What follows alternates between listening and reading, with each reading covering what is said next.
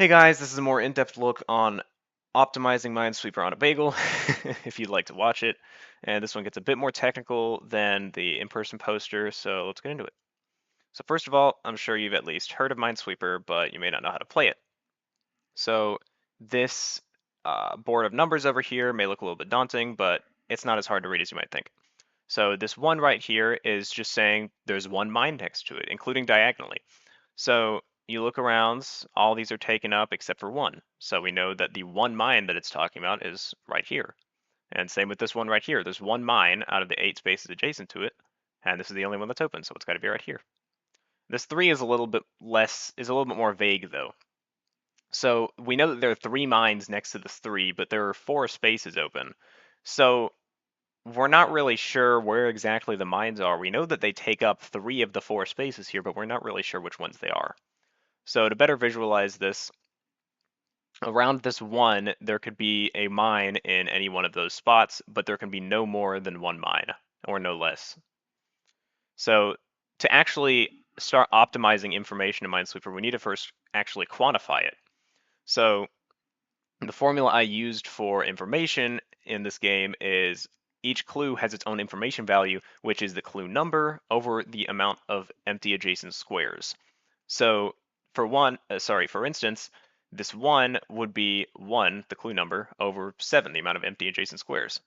Because if you think about it, there is 1 mine out of the 7 spaces, so you can be 1/7 sure where the mine is. So let's just get into it. If we put a mine right in the middle here and then place some clues like this ends up being the least information that we can get for a single mine in the middle. And these rings, these highlights, are basically just showing the radius of these clues for now, just to help better visualize it if you're not that familiar with Minesweeper. They're basically just showing where their radius is, where they tell you where a mine is. So there's 1 mine in this region, okay, there's 1 mine in this region, and if we know that there's exactly 1 mine on this board, we know it's where they overlap. Now, if we didn't know that there is exactly 1 mine on this board, there could be like 1 in this corner and 1 in this corner. We don't know. But all of this is calculated assuming that you know exactly how many mines are on the board. Otherwise, this would get a lot more complicated. So here, this gets a little bit more complicated when you put the mine on the edge. This right here is a blocker. So it doesn't really give any information, but it also takes up a spot. So it decreases the amount of information for neighboring ones, but it also lets you know where a mine is not. So now these overlap right here. And if you know there's exactly 1 mine, then this is the least information. That value is 0.5. And it gets even worse if you put the mine in the corner. Now there's 1/3 and 1/3, and that ends up being 0.67. So that's really all the cases we need to know for 1 mine. I guess you could put one right here, and it would be a bit different because this 1 is a bit different, but whatever. That's enough. Let's move on to 2 mines. So if we put a 2 in the middle right here, then honestly, the most efficient way to do this is to just stick a bunch of blockers around and say, hey, these are where the mines are.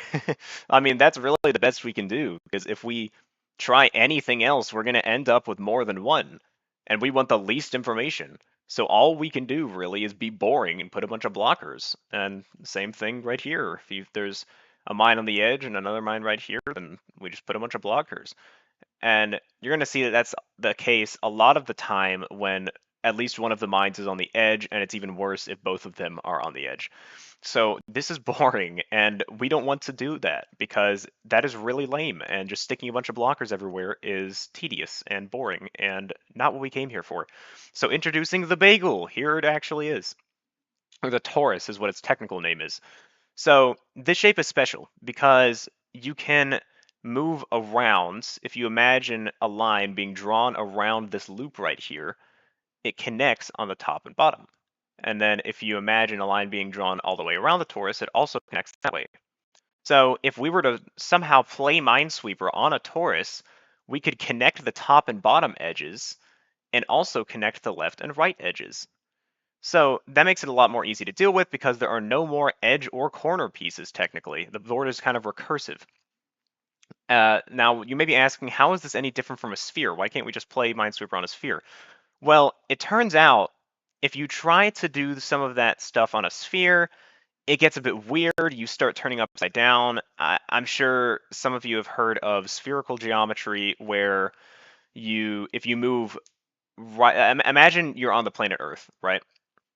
If you start at let's say the prime meridian, move a quarter of the way across the Earth, move up to the North Pole, and then go back down, you've just created a triangle with 3 right angles, which is really weird, and that's not really what we're aiming for, because we would have to deal with a whole nother geometry system. That's non-Euclidean geometry. We don't want to go there. So the torus actually preserves Euclidean geometry when we're projecting games onto it. So that's the most useless. I mean, sorry, the most useful for us. Definitely not useless.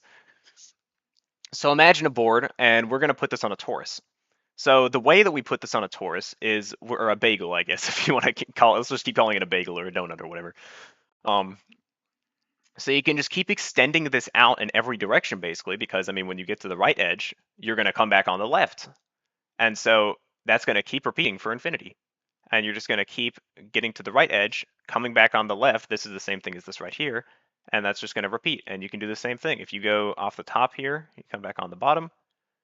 And if you go on the top right, then I mean you just come back on the bottom in this corner back here.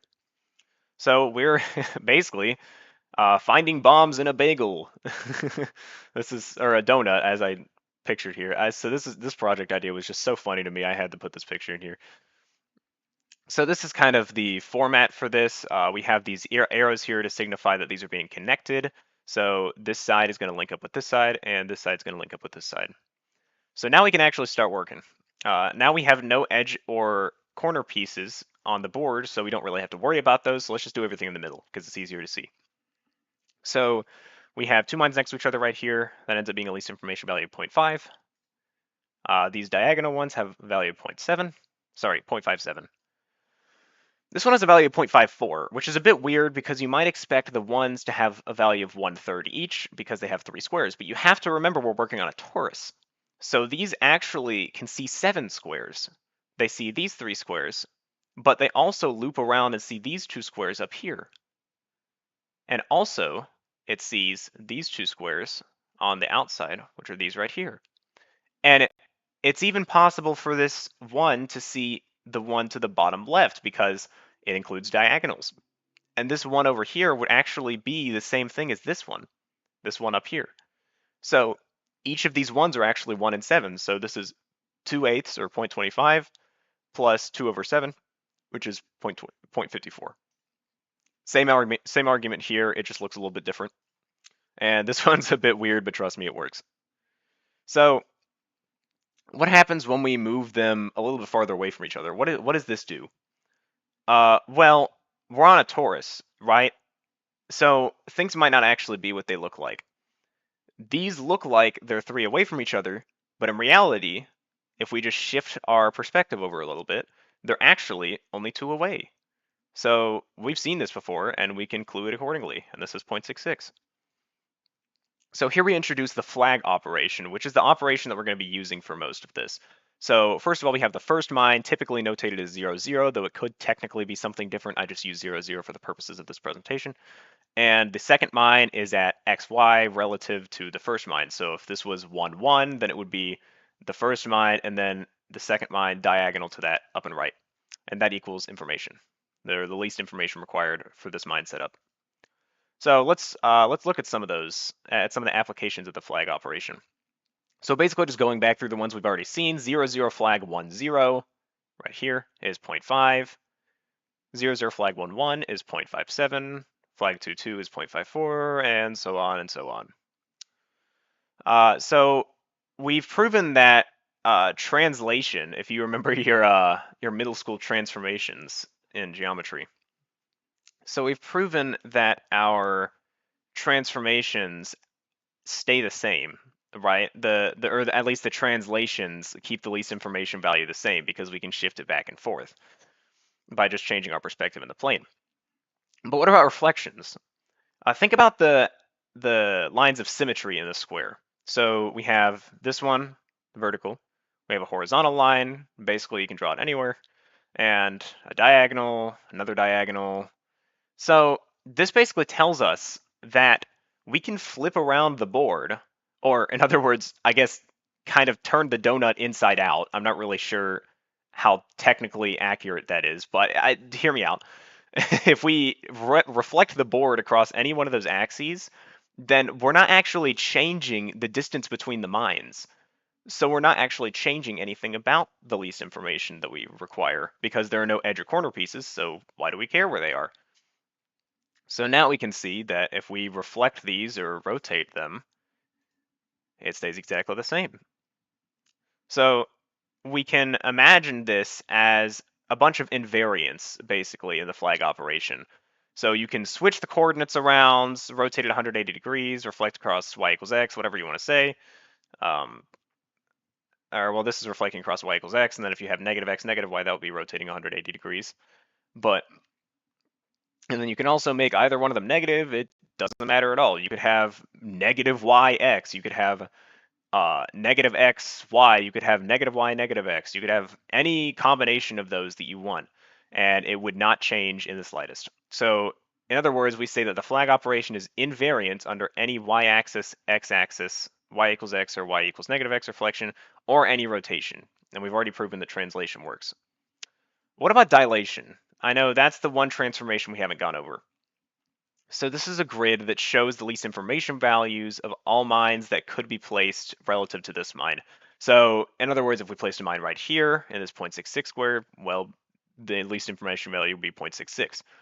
So imagine we place a mine up here, right? What does it actually mean to dilate coordinates in a torus geometry? Well, all we need to do is it's moved 1 to the right and 2 up, so we just need to move it 1 to the right and 2 up again. So we move it 1 to the right and 2 up, and that actually brings us back down here, and so we're on this square.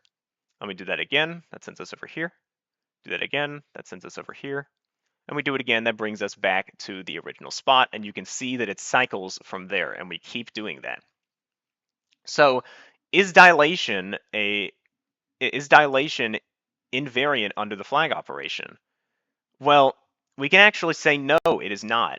Even though that one case worked, that's a bit of a special case because if you imagine a mine being on this 0.5 grid, sorry, on this 0.5 square, and then you start dilating it, it will actually change to 0.54 basically immediately. And then we loop around 0.54, 0.5, and back to the original, and we cycle. So dilation's a bit weird, and we're going to see why that special case works in just a minute. But first, we need to consider a new type of math. So how far apart are these two mines? I mean, you'd probably say 2, right? I mean, it's 1, 2. That's pretty easy to see. But again, we have to remember we're working on a torus. So what if we go all the way off the edge, come back on, and then go another 2? Well, we've gone 5 to get here, and then 7. Or, sorry, 2 more, so 7 in total. And we can also say that we've moved 12 or 17 or 22 or even negative 3 if we go backwards. 1, 2, 3, negative 8, negative 13, and all of the above. So this cyclic nature in a board is what we like to call modular arithmetic. And we can use this really easily we can use this to really easily help our case in dealing with these weird dilation effects. So imagine a clock, right? I've replaced the 12 with a 0 for convenience sake, but this isn't, so it's not necessarily a regular clock, but you'll see why in a minute. So imagine we start counting on this clock, right? We go 1, 2, 3, 4, 5, 6, 7, 8, 9, 10, 11, and then we run into a problem. We don't actually have a 12 on here. But modular arithmetic basically just says, screw it, let's just keep going, and says 12, 13, 14, 15, 16, 17, 18, 19, 20, 21, 22, 23, 24. So you can see we just keep cycling like that. And no matter how far out we go, we can always bump the number down to one of these 12 numbers. And so this is what we like to call mod 12, because there are 12 numbers. And so modular arithmetic can be also defined as the remainder when the number that you're considering, let's say like 23, when the number that you're considering is divided by the mod, the it is also congruent to the remainder. So in other words, 23 divided by 12 has a remainder of 11, right? Because it's 1 with 11 left over. So 23 in mod 12 would be the same thing as 11. Or even if we bump it up to, let's say, 60. So 60 divided by 12 is just 5. There's no remainder, so that would be 0. And so now let's look at mod 5. So, I mean, let's just start counting. Sorry, not one. That's not one. 1, 2, 3, 4, 5, 6, 7, and we've reached 2 again. 8, 9, 10, 11, 12, and we've reached 2 again. And so this is the exact same scenario as the board that we were just looking at. So let's look at this board with our new knowledge of modular arithmetic and see if we can find any patterns in what's going on. So first of all, we have the coordinates 1, 2. Can't really change that any. Then we have the coordinates 2, 4, which can actually be changed to 2, negative 1, because 4 is 1 behind a multiple of 5. So, and as you can see here, that checks out. It's 2 over and 1 down. And then we go to 3, 6, which is negative 2, 1, because 3 is 2 less than a multiple of 5.